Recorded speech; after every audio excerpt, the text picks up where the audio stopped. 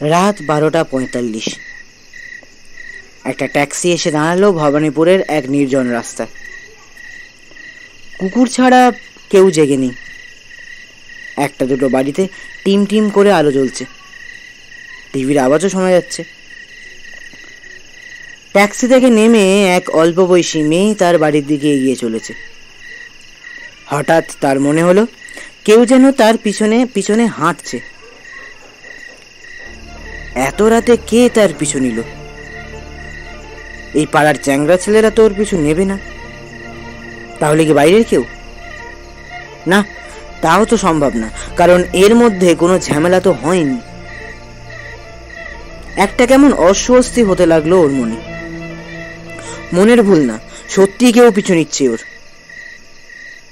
বাড়ি এখনো 10 মিনিটের পথ। তাহলে দৌড়ে লাভ নেই, তাতে বিপদই বাড়বে। মেয়েটা ঘুরে দাঁড়িয়ে চিৎকার করতে যাবে, এমন সময় পিছন থেকে কেউ একজন তার মুখ চেপে ধরল। একটা রুমাল দিয়ে চেপে ধরেছে ওর নাক মুখ। কেমন যেন মিষ্টি গন্ধ পাচ্ছে সে। ক্লোরোফর্ম দিয়ে অজ্ঞান। অনেক চেঁচাবার চেষ্টা করলো, কিন্তু লাভ কিছুই হলো না। সে নিজেকে বাঁচাতে পারল না। তাকে অপহরণ করে ছায়ামূর্তি বেরিয়ে গেল গাড়ি করে। বাড়ির মেয়ে সে রাতে বাড়ি ফিরল না। কিন্তু কেন অপহরণ করা হলো সেই মেয়েটাকে? কি তার পরিচয়? আর যে অপহরণ করলো সেই বা কে, আর তার উদ্দেশ্যটা কি? এইবার বরং সেই দিকে নজর দেওয়া যাক।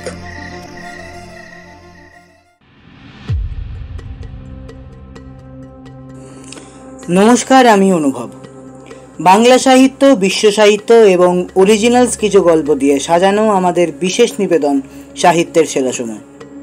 আর আজ আপনাদের জন্য শ্যামপ্তি মুডলির কাহিনী অপহরণ রহস্য। এক গৃহবধূর গোয়েন্দা হবার কাহিনী এটা। গোয়েন্দা রাজন্যার প্রথম গল্প এটা। শুরু হচ্ছে শ্যামপ্তি মুডলির কাহিনী অপহরণ রহস্য। রাজন্যার চরিত্রে রেশা দত্ত, সহকারী অভিলাষার চরিত্রে স্নেহা। গল্প পাঠ এবং গল্পের সূত্রধার আমি অনুভব। শুরু হচ্ছে অপহরণ রহস্য।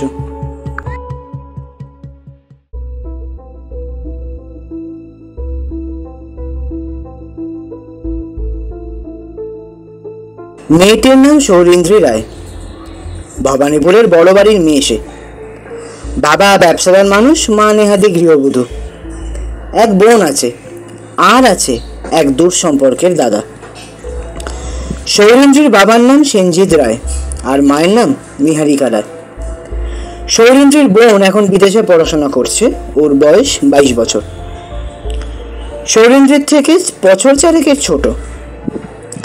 সে এই গল্পের বিশেষ ভূমিকা নেবে না, বরং এখানে দূর সম্পর্কের দাদাকে নিয়ে কিছু জিনিস বলে রাখা দরকার। দূর সম্পর্কের দাদার নাম হিমাংশু শেখর দাস। সে আগে থাকতো বোম্বেতে। বছর 2 হলো সে তার কাকার বাড়িতে এসে থাকছে। সে যে ঠিক কি করে তা এবারের কেউই জানে না।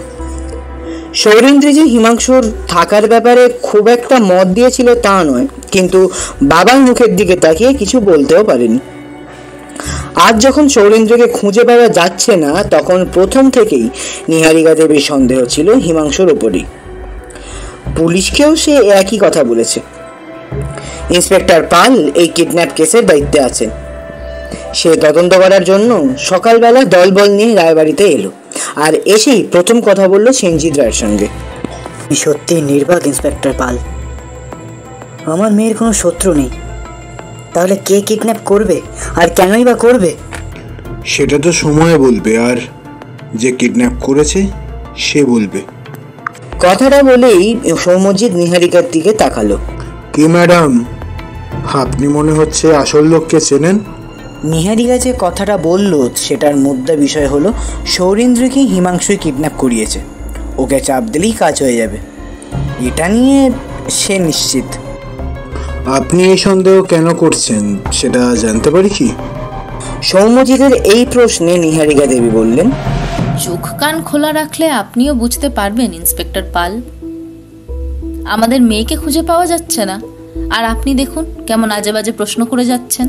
এটা সত্যি যে হিমাংশুর সঙ্গে সৌরেন্দ্রের একটা ঠান্ডা লড়াই চলতো, কিন্তু সেটা কিডন্যাপ অব্দি করানোর মতো ছিল না।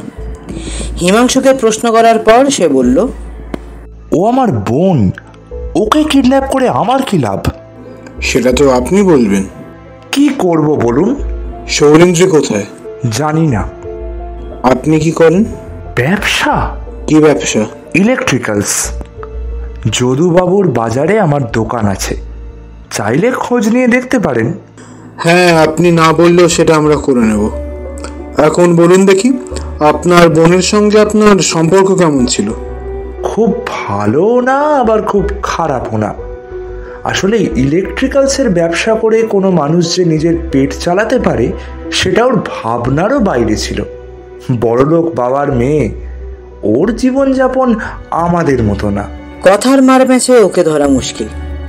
যদি সত্যি ইনি অপরাধী হয়ে থাকেন, তাহলে অন্য কোনো উপায় অবলম্বন করতে হবে এনার জন্য। হিমাংশুর অতীত জীবন আর ব্যাকগ্রাউন্ডটা জানতে হবে, আর সেটা জানার জন্য একটু খাটতে হবে সৌম্যজিৎকে। হিমাংশু চলে যাওয়ার পর নিহারিকা দেবী বললেন, আপনারা বিশ্বাস করলেন ওর কথা? যদি বলি হ্যাঁ, হলে বলবো ভুল করছেন। দোকানের ব্যাপারটা কিন্তু সন্দেহজনক। এইবার কথা বললেন সৌম্যজিৎ রায়। উনি বললেন, সৌরেন্দ্র এতদিন আপনাদের জন্য কাজ করলো, তার প্রতিদানে এই পেলো আমার মেয়ে। খুব সত্যি কথা। সৌরেন্দ্র ছিল সিবিআইতে, তার উপর এরকম হামলা। সৌম্যজিতের কাছে ব্যাপারটা এবার যেন একটু পরিষ্কার হলো। মেয়ে পাচার নিয়ে এখন শহরে লাফালাফি চলছে। সিবিআইকে দায়িত্ব দেওয়া হয়েছিল তদন্ত করে বার করতে যে কে এর পেছনে আছে। সৌরেন্দ্রকে সেই কারণে অপহরণ করা হয়নি তো? প্রচণ্ড রকমের একটা সম্ভাবনা দেখা যাচ্ছে যেন। এই সন্ধান নিয়েই অন্ধকারে নামলো সৌম্যজিৎ রায় পাল। দেখাই যাক না কি আছে কপালে।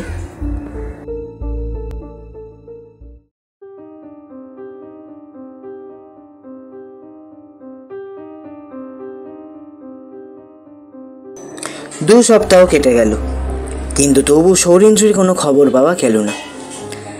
সিবিআই এর তদন্ত থামেনি যদিও, কিন্তু সৌম্যজিৎকে ভাবিয়ে তুলেছে অন্য কিছু।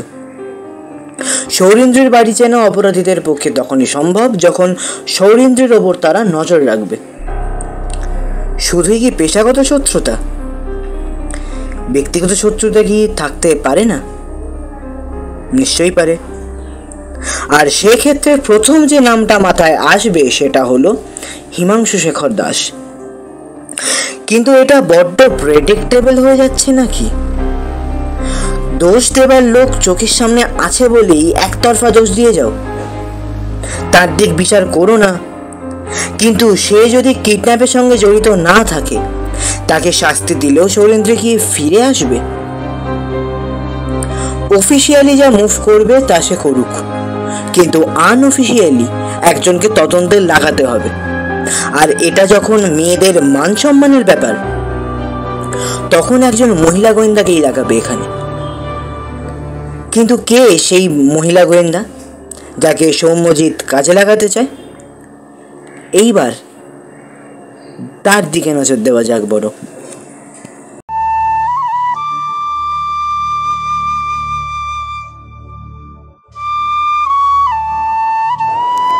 ন্যাড়া যেমন একবারই বেলতলায় যায়, ঠিক তেমনই কলকাতা ছাড়লে সবাই হয়তো একবারই কলকাতায় ফেরে। এক তো কলকাতায় চাকরি নেই, দ্বিতীয়ত কলকাতায় মেয়েরা রাতে একা বেরোতে পারবে কি না তা নিয়ে বেশ সন্দেহ আছে আমার।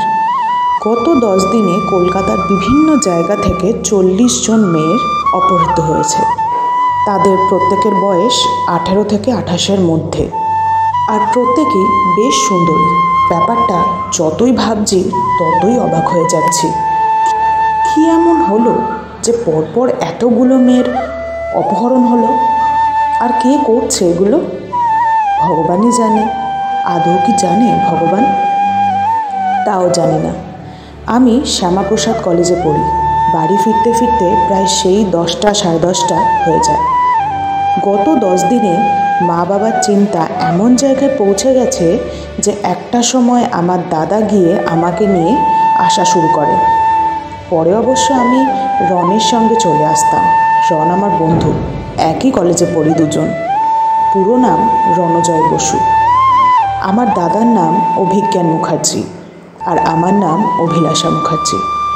দাদা 10 বছর হলো চাকরি পেয়েছে। চাকরি পাওয়ার বছরের মধ্যেই মা বাবা ওকে সংসারী করে দেয়। আমার বৌদি খুব মিষ্টি একটা মেয়ে। বৌদির নাম রাজন্যা, ডাক নাম রুনা।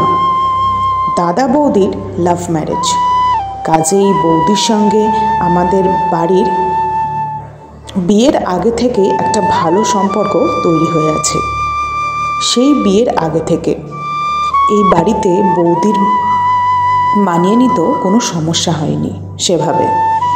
এরকমই এক বিকেলে আমি বৌদি বাইরের লনে বসে গল্প করছি। কথা প্রসঙ্গে বললাম, এখন বাড়ি ফেরাই ঝামেলা। ভাগ্যিস রনটা এদিকে থাকে, নইলে দাদাকে অফিস থেকে ফিরে আবার কলেজ অবধি ছুটতে হতো। বৌদি আঙুলে নেল পালিশ পরছিল। সেটা পরতে পরতেই বেশ শান্ত গলায় বলল, বাইরের অবস্থাও তো ভালো না, একটু না হয় কষ্ট করলো তোর দাদা, তাতে কি এমন এসে গেল? নিজের বোনের জন্যই তো করছে, তুই এটা নিয়ে এত ভাবিস না। তবু বৌদি খারাপই লাগতো। আবার পুলিশ কি করছে বলো তো?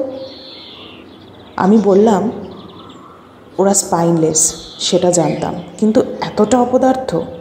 দোষটা সব ক্ষেত্রে পুলিশের নয় জানিস, আসলে গোটা সিস্টেমটাই খারাপ। মাঝখান থেকে জাতাকলে পড়ে পুলিশের বদনাম হয়।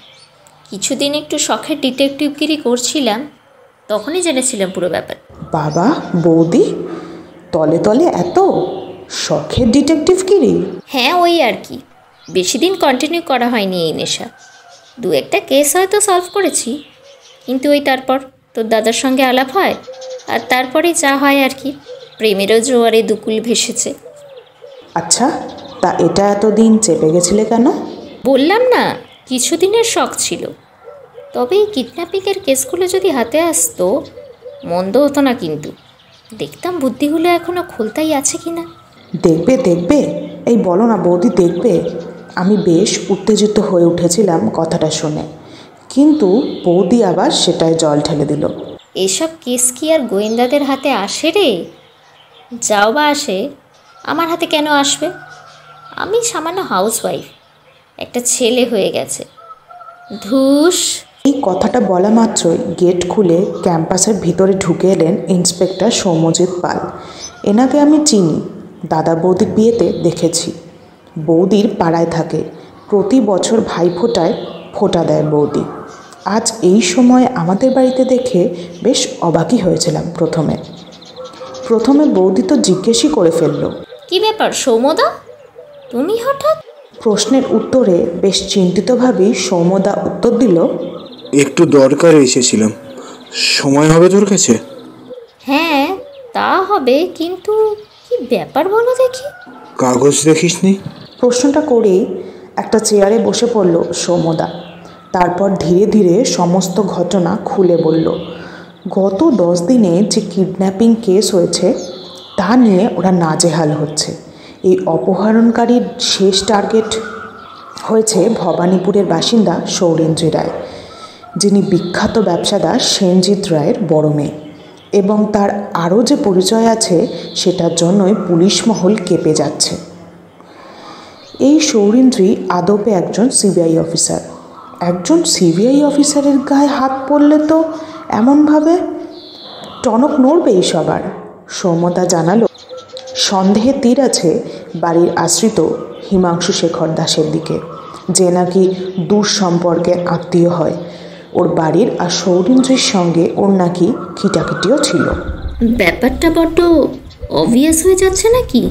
বৌদি জিজ্ঞেস করলো, এরকম কিছু জিনিস হলেই আগে বাড়ির আশ্রিত বা দুঃসম্পর্কের আত্মীয়ের দিকেই সন্দেহ যায়, সেভাবেই যে প্ল্যান করা হয়নি সেটা নিয়ে তদন্ত করেছো? এর উত্তরে সৌম্যদা একটাই মাত্র কথা বলল, আর সেই কথাটা হলো, না, আমি আবার অন্য কিছু ভাবছি। সবসময় পেশাগত শত্রুতাই যে হতে হবে এমন তো কোনো কথা নেই। ধর এটা এরকম হলো, আদপে যদি এটা ব্যক্তিগত শত্রুতা হয়। সঠিক জায়গায় আলো ফেলেছ, কিন্তু তোমার পয়েন্টটা একটু অন্যভাবেও দেখা যায়। যেরকম পেশাগত শত্রু ব্যক্তিগত শত্রু যদি এক হয় তাহলে বিপদ কিন্তু বেশি। মানে বলতে চাইছিস রায় পরিবারের কেউ একজন সমাজে কোনোভাবে এক গৌরিত কাজ করেছে, আর সেটা জেনে ফেলায় সৌরিন্দ্রীকে। এতক্ষণে ঠিক জায়গায় আলো ফেলেছ। সেটা কে হতে পারে? হিমাংশু তো ভেরি মাচ অবভিয়াস।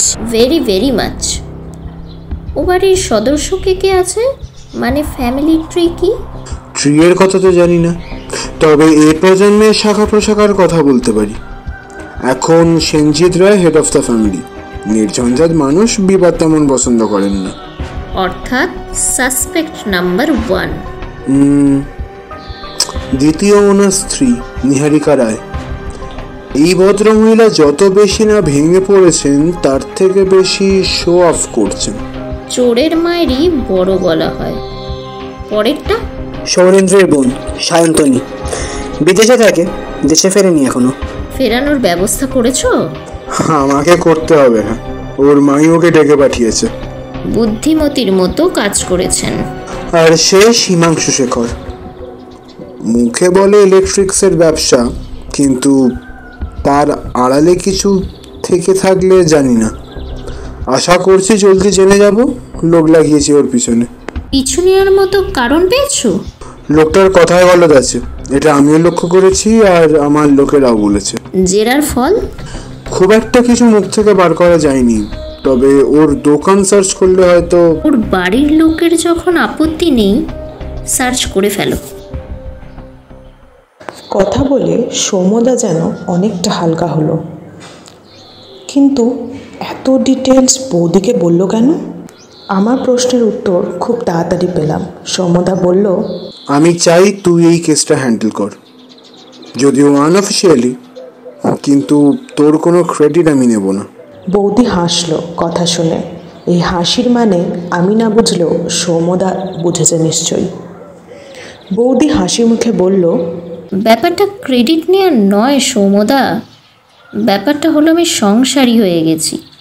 তুমি তো সবই বোঝো। ছেলে বর ঘর সামলে এত কিছু কি করতে পারবো? ইচ্ছে থাকলে সব কিছুই হয় রুনা, চেষ্টা তো করে দেখ একবার। বৌদির সঙ্গে চোখাচোখি হলো আমার। আমি ইশারায় কেসটা নিতে অনুরোধ করলাম বৌদিকে। বেশ কিছুক্ষণ চুপ থেকে বৌদি বলল, ঠিক আছে, একটু সময় দাও আমাকে, ভেবে দেখি, কথা বলি অভিজ্ঞানের সঙ্গে। ওর আপত্তি থাকলে আমি সত্যি এটা নিয়ে কাজ করতে পারবো না, বিশ্বাস করো। সৌম্যদা বেশি কিছু বলল না, কেবল কাজ ঝাঁকিয়ে দিল। সৌম্যদাকে চা খাবার কথা বলেছিল বৌদি, কিন্তু সৌম্যদা চা খেলো না। ফিরে গিয়ে নাকি অনেক কাজ করতে হবে এই বলে নীরবে বিদায় নিল। বৌদির এই নেশার কথা দাদা জানতো, তাই দাদা খুব একটা আপত্তি করলো না। ভাগ্যি ভালো মা বাবা এখন এখানে নেই, থাকলে সবচেয়ে বেশি আপত্তি ওরাই তুলতো। আজকে সকালে বৌদি আমায় জিজ্ঞেস করলো, তোর আজ কলেজ ছুটি? আমার ছুটি ছিল না। বললাম, না। কেন গো, দরকার আছে? সেরম হলে ছুটি নিয়ে নেবো। কিন্তু না, ছুটি নেওয়ার দরকার নেই, চল দেখি আমার সঙ্গে এক জায়গায়। সৌমদাকে বলে দিয়েছি, ও চলে আসবে।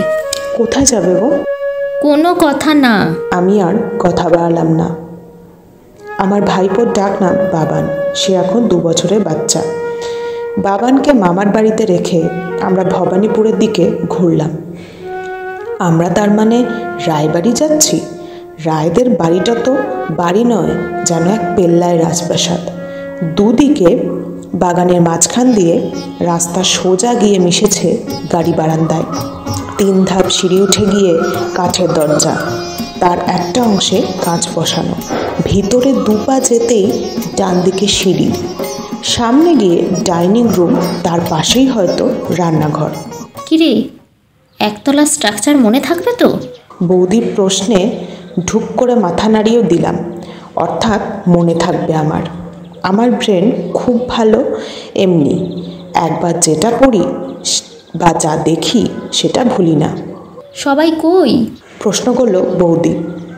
এর উত্তর সৌম্যদা না দিলেও বুঝলাম সেও বেশ অবাক হয়েছে। আমাদের গলার আওয়াজ শুনে একজন অল্প বয়সী ছেলে রান্নাঘর থেকে ধীরে ধীরে বেরিয়ে এলো। তারপর সৌমদাকে বলল, ও আপনি? জেঠিমা বলছিল বটে আজ আপনি আসবেন। সে তো বুঝলাম, কিন্তু আপনার জেঠু জেঠিমা কোথায়? এয়ারপোর্টে গেছে। আজ সায়ন্তী দেশে ফিরছে, তাই ওকে আনতে গেছে। সৌমদা সোফায় বসলো, তারপর বলল, তাহলে আপনি আমাদের সঙ্গ দিন। এটুকু বলি ফিরে তাকালো বৌদির দিকে, তারপর বলল, ইনি হচ্ছেন হিমাংশু, যার কথা বলেছিলাম তো। বৌদি ভালো করে চোখ বুলিয়ে নিল ওর ওপর। আমিও একবার চোখ বোলালাম।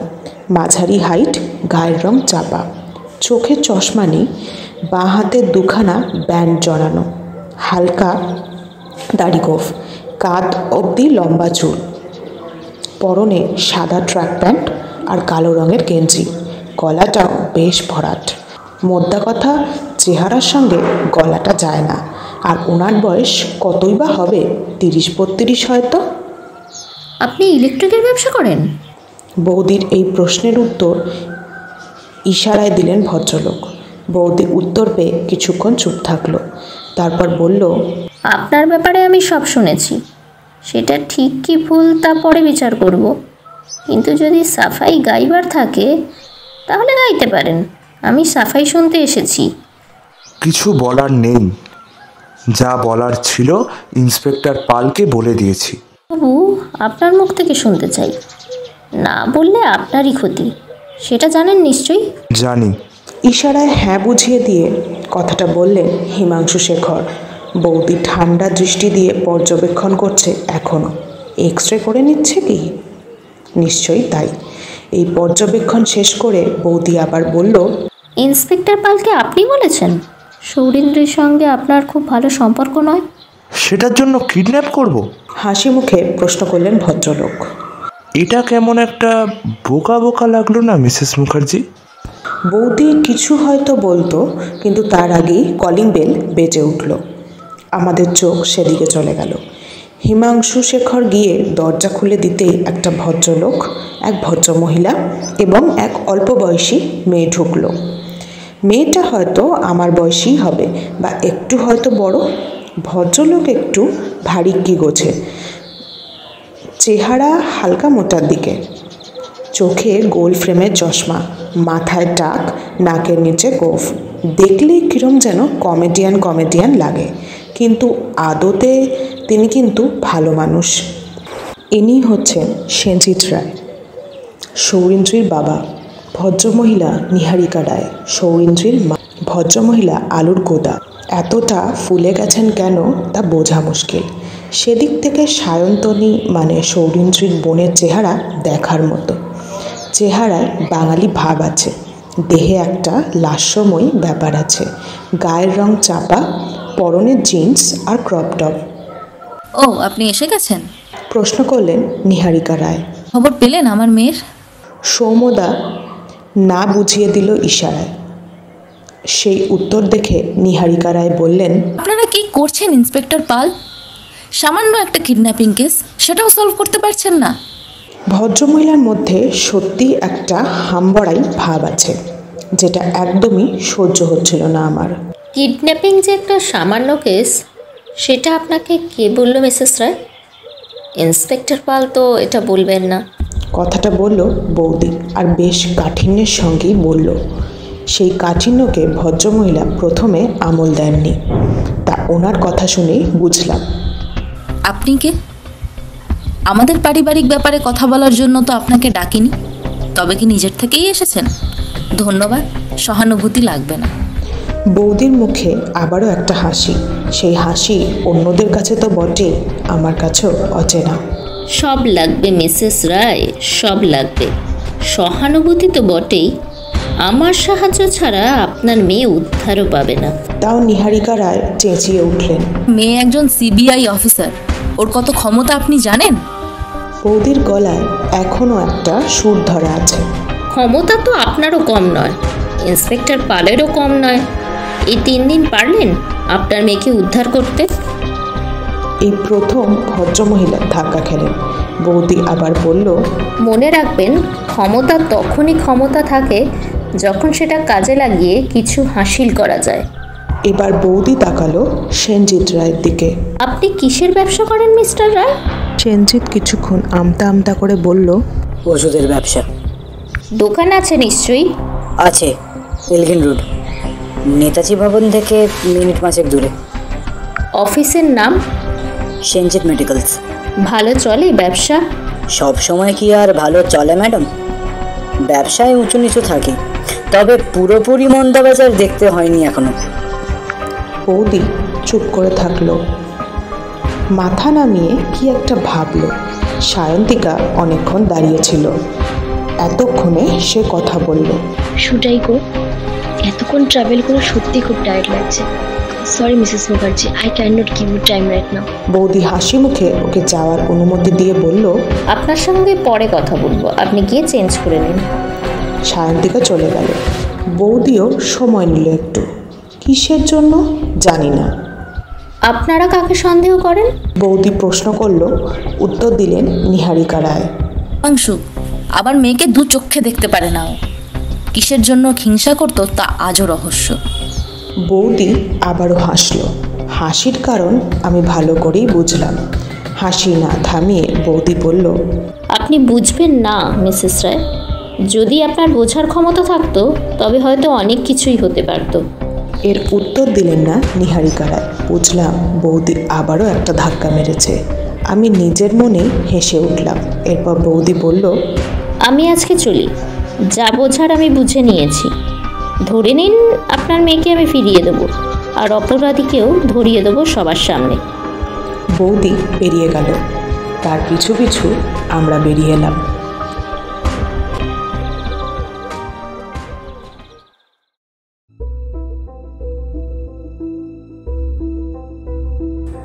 সন্ধ্যে 7টা, পার্ক স্ট্রিটের একটি বাড়ি। তার মধ্যে একটি অন্ধকার করে 4 জন মেয়ে অর্ধ ঘুমন্ত অবস্থায় শুয়েছিল। 3 জনের হুঁশ ছিল না, কিন্তু একজনের চোখে ঘুম নেই। সবাই ঘুমের ওষুধ খেলেও এই মেয়েটি খায়নি। এই মেয়েটি আমাদের চেনা, সৌরিন্দ্রী। এত অশান্তি আর বিপদের মধ্যেও ওর মাথা একদম ঠান্ডা। সে ভেবে চলেছে কিভাবে সে এই বিপদের থেকে মুক্তি পাবে। মুক্তি তাকে পেতেই হবে। কোনোভাবে কি বাইরের জগতের সঙ্গে যোগাযোগ করা যায়? ফোনটাও নেই হাতের কাছে, কোথায় যে লুকিয়ে রেখেছে।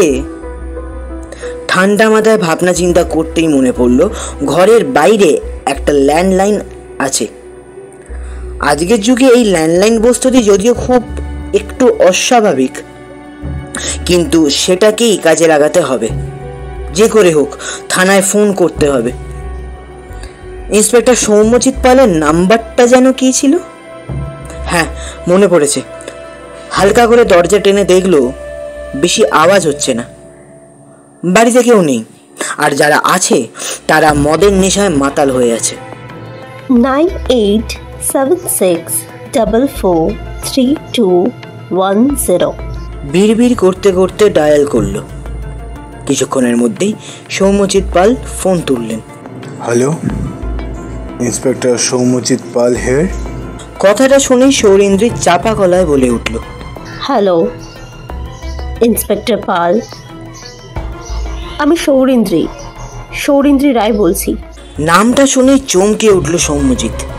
সে উত্তেজিতভাবে বলে উঠল, মিস রায়, কোথা থেকে কথা বলছেন আপনি? এখন আছেন কোথায়? সৌরিন্দ্রী চাপা গলায় সবটা বলল।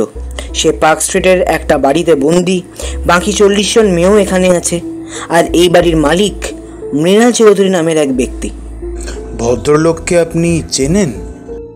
না, চিনি না। তবে এই ব্যক্তি আসল ব্যক্তি নন।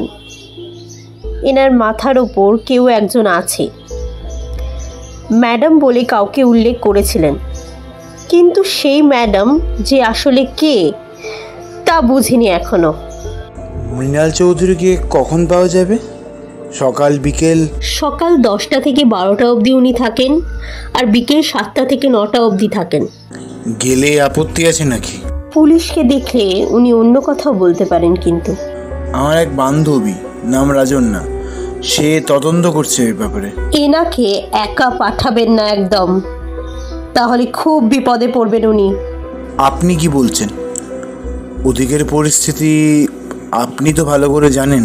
কিছুক্ষণ চুপ করে থাকলো সৌরিন্দ্রী, তারপরে বলল, আপনারা দুজন একসঙ্গে আসুন, আমি দেখছি কি করা যায়। এদিকে একটা ব্যবস্থা করে রাখা ভালো, কখন কি হয়ে যায় তা তো জানি না। আচ্ছা, বাড়িতে কি অবস্থা? কিছুক্ষণের মধ্যে সৌম্যজিৎ রায় সব খুলে বলল। সবটা শুনতে শুনতে সৌরিন্দ্রীর ভুরু কুঁচকে গেল। মনের মধ্যে একটা সন্দেহ জাগার দিয়েছে, তাহলে কি ও যেটা ভাবছে সেটাই সত্যি? সেটাই কি সত্যি হতে চলেছে? না, বাড়ি থেকে না বেরোলে কিছুই করা যাবে না। শুনুন ইন্সপেক্টর পাল, আপনি আপনার বান্ধবীকে নিয়ে তাড়াতাড়ি আসুন, সেই সুযোগটা আমি দেব। পারলে কালকেই আসুন, নইলে... কথাটা শুনে সৌম্যজিৎ ভেবে নিল তার কি করা উচিত। সে বলল, আপনি ভাববেন না, আমরা যত তাড়াতাড়ি সম্ভব পৌঁছে যাব। ধন্যবাদ ইন্সপেক্টর পাল, আমি রাখছি এখন, নইলে বিপদ হবে। ফোন রেখে দিল সৌরিন্দ্রী। তারপর পা টিপে টিপে ঘরে ফিরে গিয়ে শুয়ে পড়ল। ভাবলো যতক্ষণ না বাইরের দুজন আসছে ততক্ষণ কিভাবে কাটাবে। 48 ঘন্টা যেভাবে কাটিয়েছে সেটা তো সবাই জানে না। এবার কি করণীয় তাহলে? এখন কি করা উচিত? অজ্ঞান হয়ে পড়ে থাকবে? কিন্তু কতক্ষণ? যতক্ষণ না উপায় পাওয়া যায় ততক্ষণ পড়ে থাকাই শ্রেয়।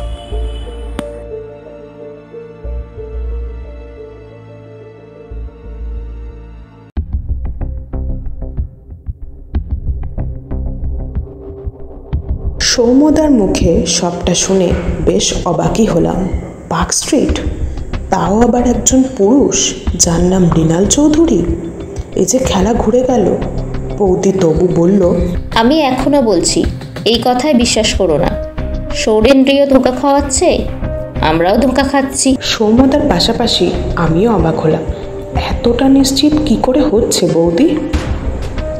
সৌম্যদা জিজ্ঞেস করলো, তুই এখনো বলছিস যে মৃণাল চৌধুরী আসল লোক নন? বৌদি মাথা নাড়িয়ে বললেন, এখনো বলবো, কারণ এই কথা আমি নই, আমার সিক্স সেন্স বলছে। আর তুমি জানো নিশ্চয়ই আমার সিক্স সেন্স ভুল কিছু বলে না। সৌম্যদা চুপ করে গেল। আমিও ভেবে পাচ্ছি না ব্যাপারটা ঠিক কি হলো। আমাদের একবার যাওয়া দরকার, বুঝলে? নইলে ব্যাপারটা পরিষ্কার হবে না। কবে যাবি? যত তাড়াতাড়ি সম্ভব। আর হ্যাঁ, দয়া করে সিভিল ড্রেসে যেও। এটা না বললেও চলতো। ইতিমধ্যে আমাদের আলোচনায় দাদা এসে যোগ দিল। এতক্ষণ যা যা ঘটনা হচ্ছিল তা দাদা শুনেছে। সব শুনে দাদা বলল, এই মৃণাল চৌধুরী করেনটা কি সেটা সৌরেন্দ্রী বলেছে? সৌম্যদা ঠোঁট উল্টিয়ে না বুঝিয়ে দিয়ে শান্ত গলায় উত্তর দিল, না ভায়া, সেটা বলেনি, কিন্তু আন্দাজ করে নেওয়া যায় মেয়ে পাচারের সঙ্গে যুক্ত। না, সেটা তো একটা পেশা, কিন্তু তার বাইরে কি করে? সে তো এ বলে বেড়াবে না যে আমি মেয়ে পাচার করি, আমি হেনা করি, মানে অন্য কোনো নাম যদি থেকে থাকে ভদ্র সমাজে। খবর নিয়ে জানলাম ওনার ওই একটি মাত্রই নাম, ওটি বাদে ওনার আর কোনো নাম নেই। বৌদি এর উত্তরে একটাই মাত্র কথা বলল, এক কাজ করো, ওই বাড়ি সম্পর্কে আরও কিছু তথ্য নাও। খবর না নিয়ে যাওয়া উচিত হবে না। আর হ্যাঁ, যদি সম্ভব হয় রায়বাড়ির ওপর থেকে নজর তুলে নাও। আমি নিজে ওই বাড়ির ওপর নজর রাখবো নিজের মতো করে। সৌম্যদা কাজ ঝাঁকিয়ে উঠে বলল, তোর কাজের ধরনগুলোই বেয়ারা, তাই জিজ্ঞেস করে লজ্জা দেবো না তোর মতলব কি? সেটা জিজ্ঞেস করলে নিজেকেই লজ্জা দেওয়া হবে। সৌম্যদা চলে গেল। আমি আর দাদা তাকিয়ে থাকলাম বৌদির দিকে। ভুরু কুচকে কি একটা ভাবতে থাকলো। তারপর বলল, কাল তোমায় কি অফিস যেতেই হবে? মানে খুব জরুরি? দাদাকে প্রশ্ন করলো বৌদি। না, ছুটি নেওয়াই যায়। কেন, কোথাও কি বেরোবে নাকি? আমরা 3 জন, প্রথমে যাব সেনজিৎ রায়ের অফিস, সেখান থেকে যাব ভবানীপুর। মানে রায়বাড়ি? হ্যাঁ, তবে ভেতরে যাব না, আমরা বাইরে থেকে নজর রাখবো বাড়ির উপর। ইতিমধ্যে সৌম্যদাও খবর নিয়ে চলে আসবে। সৌম্যদার ফোন পেলে আমরা থানায় গিয়ে মৃণাল চৌধুরীর সঙ্গে দেখা করব, আর সেটাই হবে এই রহস্যের অন্তিম পর্ব। বৌদি যখন বলেছে তখন তো রহস্যের সমাধান হয়েই যাবে তাড়াতাড়ি। আমি উত্তেজিত হয়ে উঠলাম। যে রহস্যের মধ্যে আমরা জড়িয়ে পড়েছি তার মীমাংসা যদি বৌদি করতে পারে তবে যে কি হবে ভাবতেও মজা লাগছে আমার। আমি সাক্ষী থাকলাম এক সাধারণ গৃহবধূর গোয়েন্দা হয়ে ওঠার গল্পের। এবার শুধু দেখার এই রহস্যের মীমাংসা কিভাবে বৌদি করে।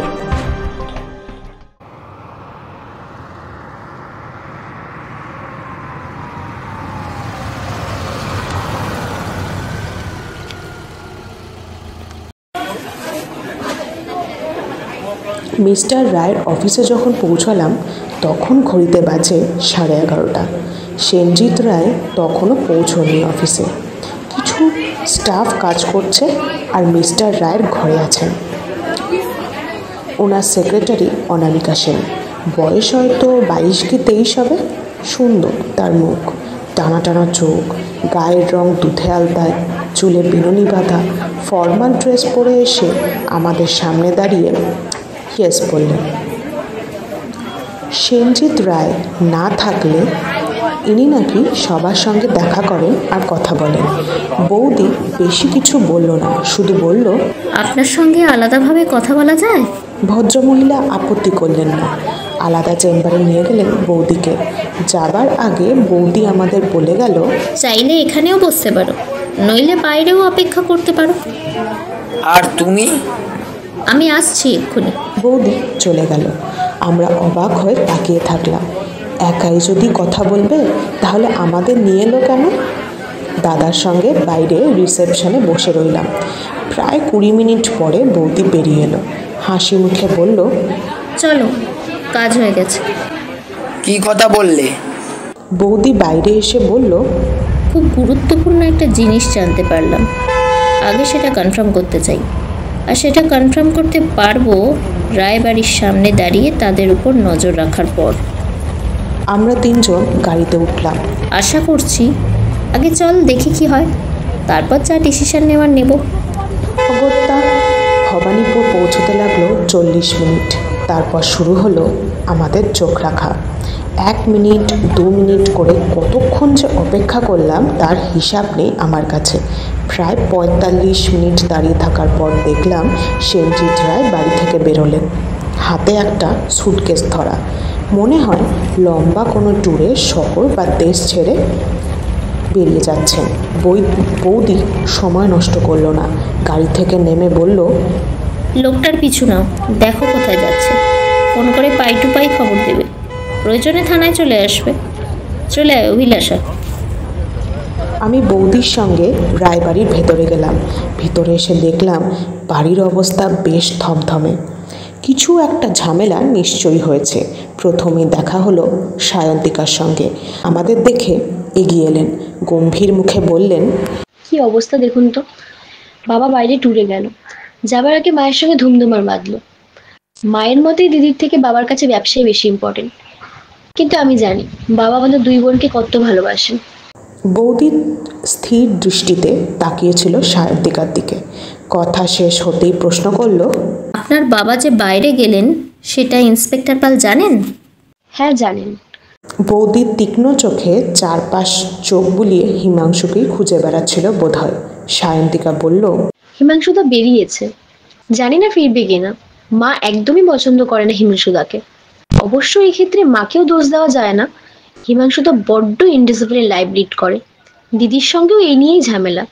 আপনার দিদি হিমাংশুকে খারাপ কথা বলতো?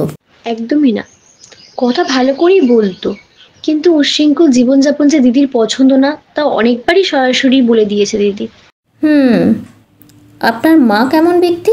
আমার মা অনেকটা সুরধনী ঝংকার। ঠান্ডা থাকলে তো ভালো, কিন্তু রেগে গেলে খুব বেসুর। কি জানেন মিসেস মুখার্জি, সুরের ঝংকার তবুও সুরের হয়, সহ্য করা যায়, কিন্তু মা বড্ড বেসুর। সবসময় তাই থাকে। কেন যে ভালো ব্যবহার করেন না তা আমরা কেউই বুঝি না। উনি যে খিটখিটে তা তো সেদিন দেখলামই, তার সঙ্গে এটাও দেখলাম যে একটা মানুষকে কিভাবে অপমানসূচক কথা বলে পিন ফোটানো যায়, যেটায় ভদ্রমহিলা বেশ পরিপাট্য। বৌদি বেশি কিছু না বলে বেরিয়ে এলো, সঙ্গে সঙ্গে আমিও বেরিয়ে এলাম। আসার আগে বৌদি নিজের ফোন নম্বর দিয়ে এসেছিল, বলেছিল বাড়ির পরিস্থিতি জানাতে থাকবেন, আর আপনার দিদিকে নিয়ে কোনো খবর পেলে তা তো জানাবেন অবশ্যই। সায়ন্তিকা মাথা নেড়ে আচ্ছা বুঝিয়ে দিয়েছিল। আমরাও বেরিয়ে এসেছিলাম চুপচাপ।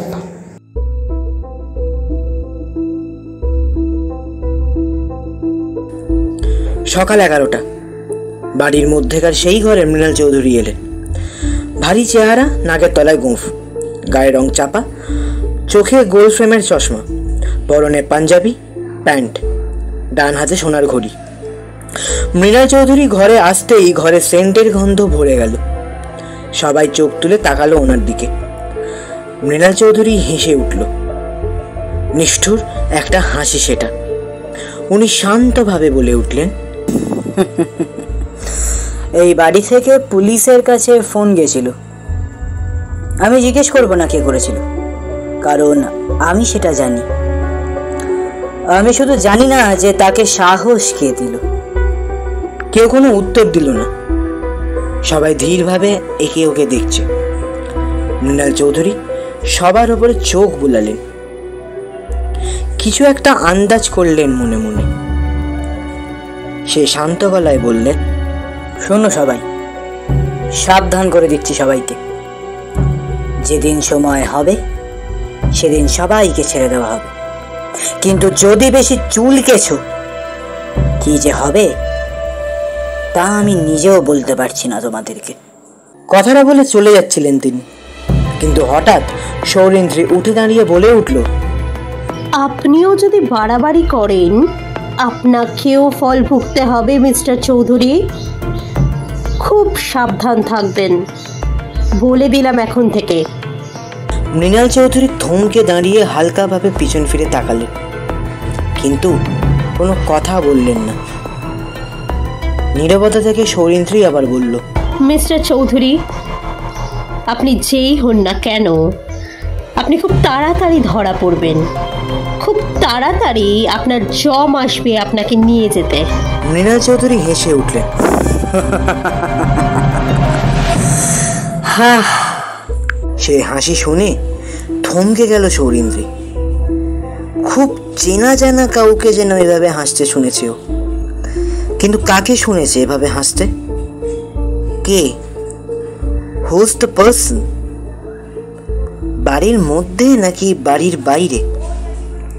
হাসি মুখে মৃণাল চৌধুরী আবার বললেন, পুলিশের কাজই শুধু করলে, বুদ্ধি কিছুই হলো না তোমার। আমার মাথায় কি আছে সেটা আপনি বুঝবেন না মিস্টার চৌধুরী, কারণ আপনার মাথায় সেই বুদ্ধি নেই। I am a businessman, my child. I am a businessman. You should know that. আবার একটা ধাক্কা। এই কথাটা তো ওর বাবা বলে না? ওর বাবা মানে সেনজিৎ রায় এখানে মৃণাল চৌধুরী সেজে আছে। বাবা, তুমি মৃণাল চৌধুরীর হয়ে মেয়ে পাচার করো? কে তোমার বাবা? তোমার কণ্ঠস্বর, তোমার কথা বলার ধরন, আমি যে চিনতে ভুল করব না বাবা। আমি তোমার বাবা নই। ভুল করছো সৌরেন্দ্রী। ভুল আমি করছি না, ফাঁকি দিচ্ছ তুমি, কিন্তু ফাঁকিটাও ঠিক মতো দিতে পারছো না। তোমার মাথার ওপর কোন ম্যাডাম আছে? কোনো উত্তর দিলেন না মৃণাল চৌধুরী। পাথরের মতো দাঁড়িয়ে রইলেন কিছুক্ষণ। তারপর একবার আমি, তারপর তুমি বোধহয় বলে গটগট করে বেরিয়ে গেলেন। কিন্তু সত্যি কি মৃণাল চৌধুরী আর সেনজিৎ রায় একই মানুষ, নাকি দুজন আলাদা লোক? সৌরেন্দ্র ভুল করছে সেটা জানার জন্য আরেকটু অপেক্ষা করতে হবে আমাদের। ততক্ষণ রাজন্যা আর অভিলাষের অভিজ্ঞতা শুনিনি, তারপর আসছি এই ঘটনার পরিসমাপ্তির দিকে।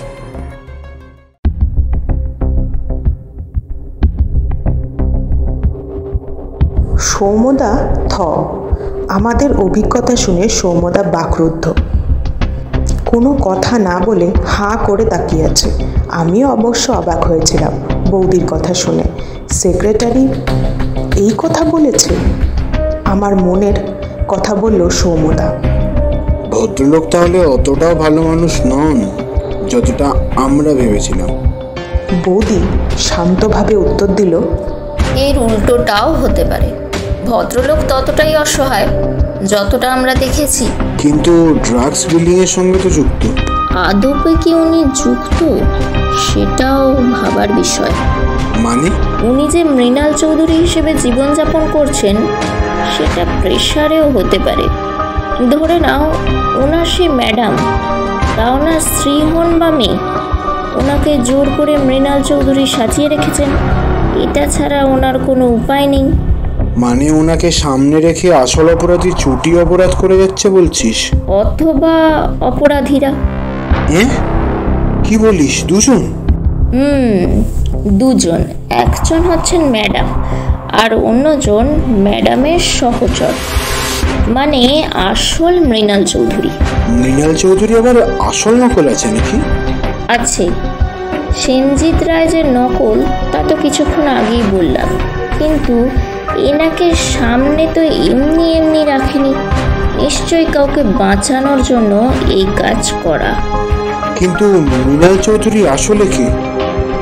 ইনি আছেন কোথায়? কলকাতায় আছেন হয়তো, আবার নাও থাকতে পারে। খবর নেব? লাভ নেই, যতক্ষণ না উনি নিজে বাইরে আসছেন খুঁজে পাবে না ওনাকে তোমরা। এরা কেমন হয় তুমি জানো না সেটা? সৌম্যদা কিছুক্ষণ চুপ থাকলো। কি যে ভাবছে সেটা আমি না বুঝলেও বৌদি বুঝেছে নিশ্চয়। এই নীরবতার মধ্যেও দাদার ফোন এলো। বৌদি চট করে ধরে নিল ফোনটা। বলো, কি জানতে পারলে? দাদা কি বলল তা শুনতে পারলাম না, কিন্তু বৌদির মুখে যে অদ্ভুত পরিবর্তন এসেছে তা বুঝেছিলাম। যেন রামধনুর 7টা রং বৌদির মুখে দেখলাম। ঠিক আছে, এখন রাখছি, বাড়িতে দেখা হচ্ছে। ফোনটা রেখে বৌদি বলল, কনফার্ম নিউজ পেয়ে গেছি। সেনজিৎ রায় আমাদের মৃণাল চৌধুরী, বা বলা ভালো সাজানো মৃণাল চৌধুরী। বাড়ির লোককে বলে বেরিয়েছেন অফিস ট্যুরে যাচ্ছেন, অফিসের লোকও তাই জানে। কিন্তু ওনার সেক্রেটারি, আমি, তুমি আর আসল অপরাধীরা জানেন যে উনি আছেন পার্ক স্ট্রিটের সেই বাড়িতে। সৌম্যদা জিজ্ঞেস করলো, ওনার কাছে পৌঁছবার আগে আমার কি কর্তব্য সেটা বল। বৌদি বুঝিয়ে দিল তার কি কাজ। সবটা শুনে সৌম্যদা বলল, বিকেলের দিকে খবর জানাচ্ছি। আশা করছি কাল সকালের মধ্যে অপরাধীকে ধরে ফেলতে পারবি। আজ তাহলে। বৌদিও উঠে দাঁড়ালো, তারপর হাসি মুখে বলল, হ্যাঁ আমি চলি, আমিও বসে থাকছি না। কাজেই যে আগে খবর আনবে সেই আগে জানাবে। এই বলে আমরা বেরিয়ে এলাম। তারপর বাড়ির দিকে না গিয়ে গেলাম অন্যদিকে।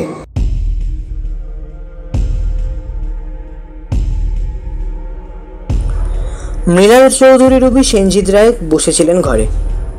একজন মহিলা এসে দাঁড়ালেন ওনার সামনে। তার দিকে তাকালেন সেনজিৎ রায়। সেনজিতের চোখের মধ্যে একটা কঠিন দৃষ্টি ধরা পড়েছে। সেই দৃষ্টিতে মহিলা বিন্দুমাত্র ভয় পেলেন না। সেনজিৎ থমথমে গলায় জিজ্ঞেস করলেন, আর কতদিন এই নাটক চলবে? মহিলা ঠান্ডা গলায় উত্তর দিলেন, যতদিন না আমরা বেরিয়ে যাচ্ছি, যতদিন না তুমি ধরা পড়ছো। কথাটা বলেই হেসে উঠলেন সেই মহিলা। সেই হাসি ভয় পাইয়ে দিল সেনজিৎকে। উনি কেঁপে উঠলেন ভয়েতে, আবার কাঁপা এবং ভীত গলায় প্রশ্ন করে উঠলেন, তার মানে আমাকে তুমি শেষ করে দিতে চাইছো? তুমি এতটা নীচ মানসিকতা? সেটা তো জানা ছিল না। যার তত্ত্বাবধানে থাকলে তাকেই মেরে দিচ্ছ। এটাই তো নিয়ম মিস্টার রায়, এটাই তো নিয়ম। যার খাবে যার পড়বে তাকেই বিপদে চুবিয়ে দেবে। শোনেননি প্রবাদটা? তুমি একটা চামার, মস্ত বড় চামার তুমি। বলুন বলুন, যত খুশি কথা বলুন, তাতে আমার কিচ্ছু এসে যায় না। কারণ যতই চেঁচামেচি করুন আপনি জেলে যাবেনই। কথাটা বলেই হাসতে হাসতে বেরিয়ে যাচ্ছিলেন এই মহিলা। কিন্তু সেনজিৎ রায় তাকে টাকা এসে থেমে গেল। তুমি এইভাবে আমাকে ধনে প্রাণে মারছো? বলে উঠলেন সেনজিৎ রায়। তুমি কে? প্রশ্নটা করার কারণ মহিলার মুখ হুডি দিয়ে ঢাকা। আধো অন্ধকার ঘরে সে নিজের মুখ খুলল, কিন্তু তাও সেনজিৎ বুঝল না অন্যদিকে কে দাঁড়িয়ে আছে। ধীরে ধীরে সে এগিয়ে এলো, তারপর আলোর সামনে ঝুঁকে নিজের মুখ দেখাল। চমকে উঠলেন সেনজিৎ রায়। এ যে তার ছোট মেয়ে সায়ন্তিকা। তুমি? সেনজিৎ রায় চিৎকার করেও যেন বিস্ময় প্রকাশ করতে পারলেন না। আর আমি এতদিন ধরে তোমার মাকে ভুল বুঝে এসেছি। হেসে উঠল সায়ন্তিকা, তারপর নিষ্ঠুরভাবে সে বলে উঠল, আমি তো এটাই চেয়েছিলাম, তোমার আর মায়ের মধ্যে দূরত্ব বাড়লে আমারই তো সুবিধা। মা যে সবকিছু জেনে গেছিল, আর শেষমেশ দিদিকেও সবকিছু জানিয়ে দিল। দিদি প্রথমে বিশ্বাস না করলো, পরে আমার এই আস্তানার কথা জেনে ফেললো।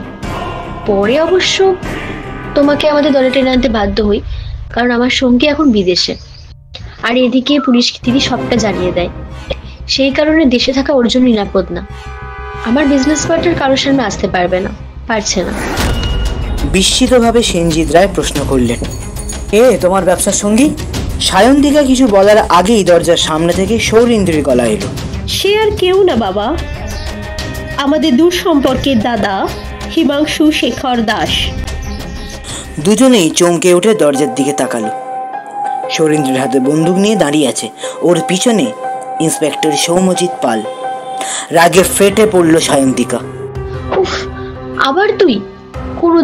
কোনোদিন তোর জন্য কোনো কাজে আমি সাফল্য পাইনি, আজ আবার তুই পথের কাটা হই। চেঁচিয়ে ওঠে সায়ন্তিকা।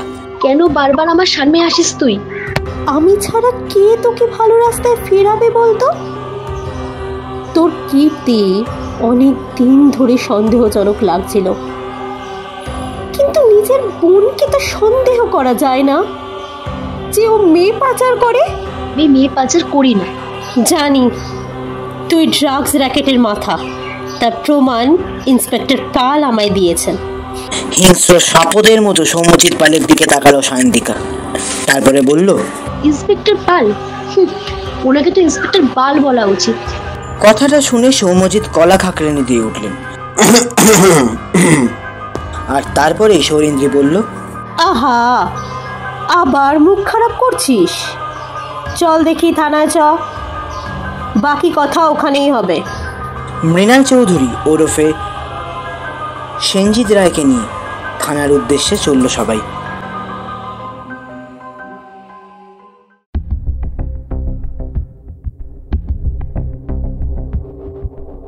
থানায় বসে আছি আমরা। বৌদি হিমাংশুবাবুকে হাওড়া স্টেশনে পাইনি, কিছুটা ব্যর্থ হয়ে ফিরেছে থানায়। সৌম্যদার তার দলবল নিয়ে পার্ক স্ট্রিট গেছিল, সেখান থেকে সৌরিন্দ্রি ও তার বাবা সেনজিৎ রায়কে উদ্ধার করে এনেছে। আর এই রহস্যের আসল কালপ্রিট সৌরিন্দ্রির বোন সায়ন্তিকা। কিন্তু সায়ন্তিকা কিভাবে? বৌদি বলল, আমি যতটুকু বুঝেছি তার উপরে ভিত্তি করেই রহস্যের সমাধান করছি। আগামুড়ো তুমি জুড়ে নিও সৌমদা, কারণ এই কেসের ডিটেলস তো তুমিই ভালো জানো। কিছুক্ষণ সময় নিয়ে বৌদি আবার বলল, আমাদের রহস্যের সূত্রপাত হয় 72 ঘন্টা আগে, যেদিন সৌরেন্দ্রকে অপহরণ করা হয়। পুরো কেস শুনে বেশ অবাক হয়েছিলাম। অপহরণকারীরা যদি অপহরণ করতেই চায়, তবে কি বাড়ির সামনে থেকে করবে? যদি কিডন্যাপ করতেই হয়, তাহলে তো যে কোনো জায়গা থেকে কিডন্যাপ করা যায়, বাড়ির সামনে থেকে কেন? আর এসব দল যা রুথলেস হয়, একজন সিবিআই অফিসারকে কি কিডন্যাপ করে পাচার করার দুঃসাহস দেখাবে? এই প্রশ্ন মনে জাগতে প্রথম খটকা এলো। এই কিডন্যাপিং করা হয়েছে just for an I wash. হয়তো অন্য কোনো মতলব আছে ওদের। সেই দাও মারতে পারলেই হয় সৌরেন্দ্রকে ছেড়ে দেবে, আর না হয় মেরে দেবে। আর এখান থেকেই আমার তদন্তের প্রথম ধাপ শুরু। এটুকু বলে বৌদি থামলো। কিছুক্ষণ সময় নিয়ে বৌদি আবার বলা শুরু করলো, আমার প্রথম সন্দেহ জাগে রায়ভিলায় গিয়ে। মেয়ে হারিয়ে হয় পুলিশের ওপর উগ্র ব্যবহার হবে, না হয় ভেঙে পড়া ব্যবহার হবে। কিন্তু মিসেস রায় উগ্রতা আর মিস্টার রায়ের নিয়মান ভাবের মধ্যে কেমন যেন একটা নাটক করার ভাব ছিল। ওই নাটকে কোনোভাবেই কাউকে কনভিন্স করানো সম্ভব নয়, কিন্তু নাটকীয়তার দরকার কি? এই খটকা নিয়েই বাড়ি ফিরি আর ভাবতে শুরু করি। বুঝতে পারছিলাম কোনো একটা গণ্ডগোল আছে। তাহলে কি এনাদের মধ্যে কেউ অপহরণের সঙ্গে যুক্ত? তদন্ত করা শুরু করলাম। ইতিমধ্যেই সৌরেন্দ্রী আমাদের সঙ্গে যোগাযোগ করতে সক্ষম হয়। সে জানায় সেই বাড়িতে মৃণাল চৌধুরী নামক এক ব্যক্তি আছেন, যিনি সব কিছু ঠান্ডা মাথায় সামলান। কিন্তু তিনি একা কাজ করেন না, তার উপর নাকি এক ম্যাডাম আছে। এই খবর পেয়ে আমি মিস্টার রায়ের অফিসে যাই। সেখানে গিয়ে জানতে পারি মিস্টার রায় 2 মেয়েকেই ভালোবাসেন, কিন্তু তাও বড় মেয়ে সৌরেন্দ্রের প্রতি টান একটু বেশি। অনেক টাকা খরচ করে তাকে সিবিআই অফিসার বানিয়েছেন উনি, কিন্তু মিসেস রায়ের টান ওনার ছোট মেয়ে সায়ন্তিকার প্রতি। সায়ন্তিকার নিজের চেষ্টায় আজকের এই জায়গায় এসেছে। তাকে অল্প স্বল্প সাহায্য করেছে দুঃসম্পর্কের আত্মীয় হিমাংশু শেখর দাস। ওই ব্যক্তির উপস্থিতি সত্যি, কিন্তু আমরা যাকে হিমাংশু হিসেবে চিনি তিনি কিন্তু আদপেও হিমাংশু নন। তাকে হিমাংশু শেখর সাজানো হয়েছে শিখণ্ডি খাড়া করবে বলে। তিনিও রাজি হয়ে যান, কারণ ছিল অবশ্যই।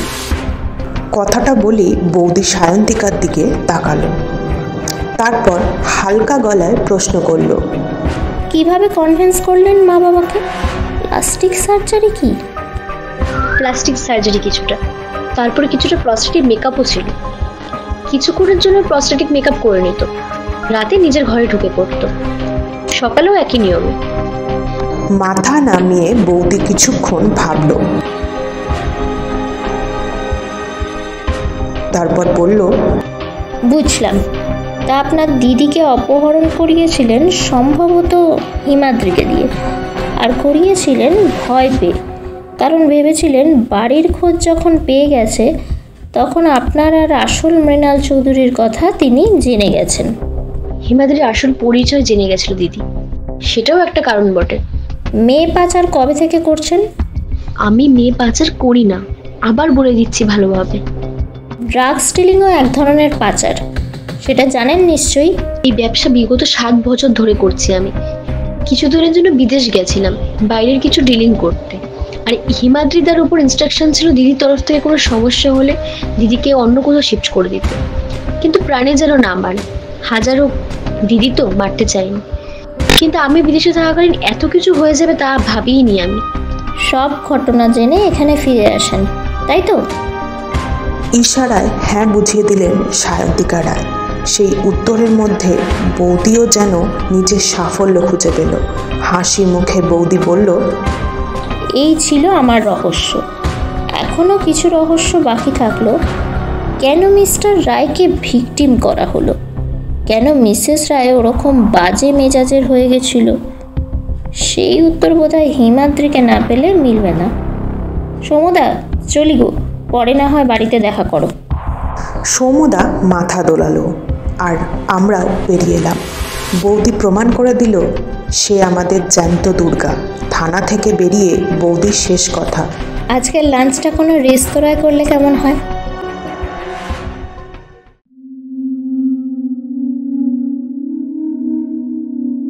গল্পের উপসংহার লিখতে বসে মুখের হাসি আর বুকের গর্ব দুটোই চওড়া হয়ে যাচ্ছে। যে 40 জন মেয়েকে উদ্ধার করা হয়েছে তাদের বাড়িতে পৌঁছে দেওয়া হয়েছে। Good news, very good news. আর যে ভালো খবর আছে সেটা হলো সরকার থেকে বৌদিকে সম্মানীয় দেওয়া হয়েছে ড্রাগস র্যাকেটের মাথাকে ধরে দেওয়ার জন্য। সৌম্যদা খবরটা এনে দিল আমাদের বাড়িতে। ইতিমধ্যে মা বাবা ফিরে এসে বৌদির এই কীর্তি শুনেছে। মা যে খুশি হয়েছে তা নয়, কিন্তু বাবা খুব খুশি। বৌদিকে অনেক আশীর্বাদ করলো বাবা এবং বলল মেয়ে পাচারের মূলটা উপড়ে ফেলতে। কিন্তু মূল থেকে উপড়ে ফেলা কি এতটাই সোজা? কে জানে। একদিন আমি ডাইনিংয়ে বসে আগাথা ক্রিস্টি পড়ছি, আমার ভাইপো খেলছে, বৌদি ওকে খাইয়ে দিচ্ছে। এবার পড়তে বসার পালা। হঠাৎ করে বৌদির ফোনটা বেজে উঠল।